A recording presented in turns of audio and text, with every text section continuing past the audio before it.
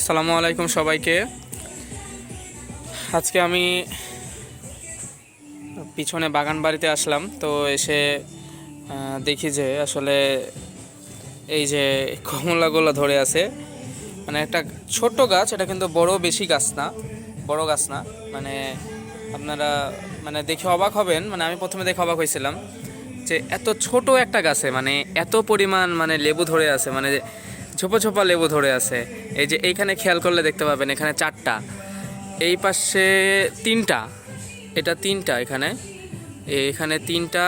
আবার এই যে এই পাশে দেখেন, একটা গাছে এত পরিমাণ। এই যে এখানে আবার 3টা নিচে ধরছে। এই যে ছোট্ট এটা হইতাছে।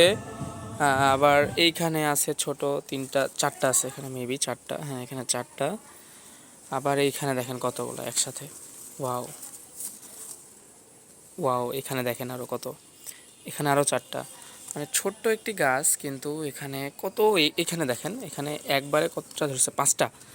এখানে 5টা আছে, এক ঝোপাতেই 5টা।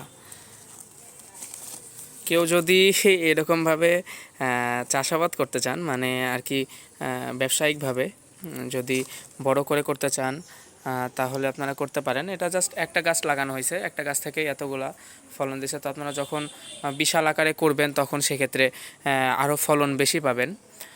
তো আমার চ্যানেলটি সবার ভালো লাগলে সাবস্ক্রাইব করে দেবেন, এবং ভিডিওগুলো বেশি বেশি শেয়ার করে দেবেন।